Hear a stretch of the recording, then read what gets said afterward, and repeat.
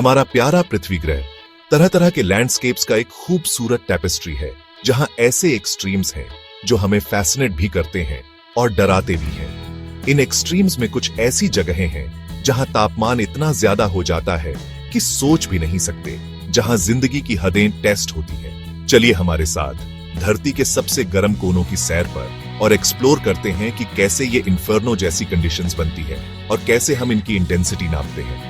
Death valley की गहराइयों से लेकर लूट रेगिस्तान के तपते ड्यून्स तक धरती के सरफेस पर ऐसे टेम्परेचर्स देखे गए हैं जो एस्फाल्ट को पिघला सकते हैं और इंसानों की सहन शक्ति की सीमा को तोड़ सकते हैं। दुनिया भर में फैली ये जगहें एक चीज में समान है, भयंकर गर्मी जिसने उनके एनवायरनमेंट को आकार दिया है और हैबिटेबल जोन्स की हमारी समझ को चैलेंज किया है।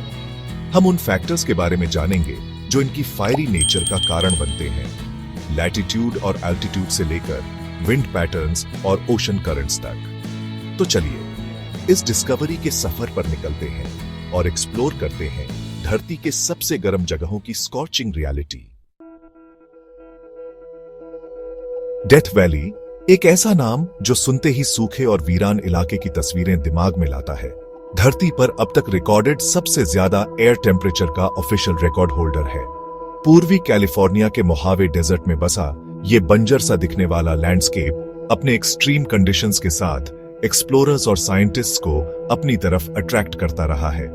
डेथ वैली के बीचों बीच फर्नेस क्रीक रैंच नाम की जगह पर 10 जुलाई 1913 को तापमान 134 डिग्री फ़ारेनहाइट 56.7 डिग्री सेल्सियस तक पहुंच गया था। घाटी का यूनिक टोपोग्राफी इसके स्कॉचिंग टेम्परेचर्स में बहुत बड़ा योगदान देता है। ऊंचे ऊंचे पहाड़ों से घिरी डेथ वैली एक नेचुरल बेसिन की तरह काम करती है, जो गर्मी को ट्रैप कर लेती है और उसे एस्केप नहीं होने देती। एडियाबैटिक हीटिंग कहलाने वाला यह फिनोमिनन पहले से ही तेज सोलर रेडिएशन को और बढ़ा देता है, जिससे ओवन जैसा एनवायरनमेंट बन जाता है। अपनी हार्श कंडीशंस के बावजूद डेथ वैली स्टार्क ब्यूटी और सरप्राइजिंग बायोडाइवर्सिटी वाली जगह है। हालांकि हॉटेस्ट एयर टेम्परेचर का ऑफिशियल रिकॉर्ड डेथ वैली के नाम है, लेकिन सरफेस टेम्परेचर रीडिंग्स के आधार पर धरती की सबसे गर्म जगह का खिताब पाने के लिए दूसरे कंटेंडर्स भी हैं। दक्षिण पूर्वी ईरान का लूट रेगिस्तान एक ऐसा ही कंटेंडर है, जहां 2021 में सैटेलाइट मेजरमेंट्स ने 177 डिग्री फ़ारेनहाइट 81 डिग्री सेल्सियस का स्टैगरिंग तापमान रिकॉर्ड किया था। एक और नोटेबल कंटेंडर है लीबिया का अल अजीजिया, जिसके पास कभी 1922 में 136 डिग्री फ़ारेनहाइट 58 डिग्री सेल्सियस के रिपोर्टेड रीडिंग के साथ सबसे गर्म एयर टेम्परेचर का रिकॉर्ड था। विवाद के बावजूद अल अजीजिया एक स्कॉचिंग लोकेशन बना हुआ है, जहां गर्मियों में एवरेज हाई तापमान 100 डिग्री फ़ारेनहाइट 37.8 डिग्री सेल्सियस से ऊपर रहता है। उत्तरी अफ्रीका में फैला सहारा रेगिस्तान भी अपनी एक्सट्रीम हीट के लिए जाना जाता है। सेक्शन 4, जलते रेत सहारा, सोनोरान और ऑस्ट्रेलियाई आउटबैक। लगभग अमेरिका जितना बड़ा सहारा रेगिस्तान सूरज की अनफॉरगिविंग पावर का प्रमाण है। दुनिया के दूसरी तरफ उत्तरी अमेरिका में हमें सोनोरान रेगिस्तान मिलता है, जो दक्षिण पश्चिमी एरिजोना से दक्षिण पूर्वी कैलिफोर्निया और उत्तर पश्चिमी मेक्सिको तक फैला एक एरिड लैंड है। सहारा जितना बड़ा न होने पर भी सोनोरान रेगिस्तान में अपनी ही तरह की तेज गर्मी होती है, जो लो लैटिट्यूड, हाई प्रेशर और कम क्लाउड कवर के कॉम्बिनेशन से बढ़ती है। ऑस्ट्रेलिया के बीचों बीच हमें आउटबैक मिलता है, जो एरिड लैंडस्केप का एक विशाल एक्सपेंस है और महाद्वीप की रगेड ब्यूटी को दर्शाता है।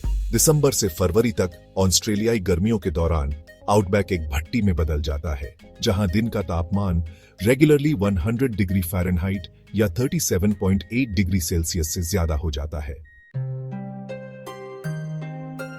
सेक्शन 5, शहरी गर्मी, एथेंस, दिल्ली और मित्रिबा।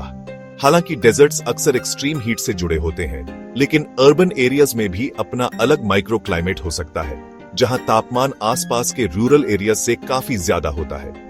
अर्बन हीट आइलैंड इफेक्ट कहलाने वाला ये फिनोमेनन कई फैक्टर्स के कॉम्बिनेशन से होता है, जैसे कंक्रीट और एस्फाल्ट सर्फेसेस की अबंडेंस, जो गर्मी अब्सॉर्ब और रिटेन करते हैं, और वेजिटेशन की कमी, जो एवेपोट्रांसपिरेशन के जरिए नेचुरल कूलिंग प्रदान करती है। ग्रीस की ऐतिहासिक राजधानी Athens urban heat island effect का एक उदाहरण है।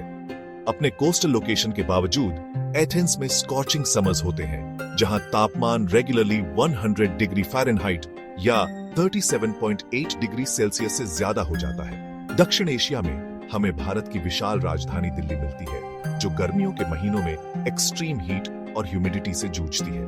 मध्य पूर्व में कुवैत सिटी एक और अर्बन हीट आइलैंड का उदाहरण है। रेगिस्तान से घिरे और लिमिटेड ग्रीन स्पेसेस वाले कुवैत सिटी में साल के एक बड़े हिस्से में स्कॉचिंग टेम्परेचर्स रहते हैं। सेक्शन 6, तापमान को प्रभावित करने वाले फैक्टर्स, एक कॉम्प्लेक्स इंटरप्ले। धरती का तापमान एक समान नहीं होता, बल्कि फैक्टर्स के एक कॉम्प्लेक्स इंटरप्ले के आधार पर बहुत वेरी करता है। लैटिट्यूड यानी भूमध्य रेखा से दूरी तापमान तय करने में एक क्रूशियल रोल निभाती है। भूमध्य रेखा के करीब के रीजन्स को सीधी धूप ज्यादा मिलती है, जिससे तापमान ज्यादा होता है। एल्टीट्यूड यानी समुद्र तल से ऊंचाई भी तापमान को प्रभावित करती है। जैसे जैसे हम ऑल्टीट्यूड में ऊपर जाते हैं, हवा पतली और कम डेंस हो जाती है, जिससे तापमान कम हो जाता है। वाटर बॉडीज की मौजूदगी या अनुपस्थिति तापमान पर काफी असर डालती है। जमीन के मुकाबले पानी की हीट कैपेसिटी ज्यादा होती है, यानी इसका तापमान बढ़ाने के लिए ज्यादा एनर्जी लगती है। कोस्टल एरियाज में समुद्र के मॉडरेटिंग इन्फ्लुएंस की वजह से इनलैंड रीजन्स के मुकाबले ज्यादा मॉडरेट टेम्परेचर्स होते हैं। सेक्शन 7, गर्मी नापना, टूल्स और टेक्निक्स।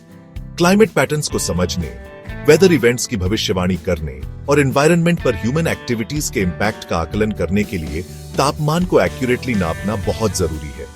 सदियों से साइंटिस्ट ने तापमान नापने के लिए कई तरह के टूल्स और टेक्निक्स डेवलप किए हैं। सिंपल मर्क्यूरी थर्मोमीटर से लेकर सोफिस्टिकेटेड सैटेलाइट सेंसर्स तक। मॉडर्न वेदर स्टेशंस तापमान नापने के लिए इलेक्ट्रॉनिक सेंसर्स जैसे थर्मोकपल्स और थर्मिस्टर्स का इस्तेमाल करते हैं। ये सेंसर्स टेम्परेचर वेरिएशंस को इलेक्ट्रिकल सिग्नल्स में बदल देते हैं, जिन्हें काफी एक्यूरेसी के साथ रिकॉर्ड और एनालाइज किया जा सकता है।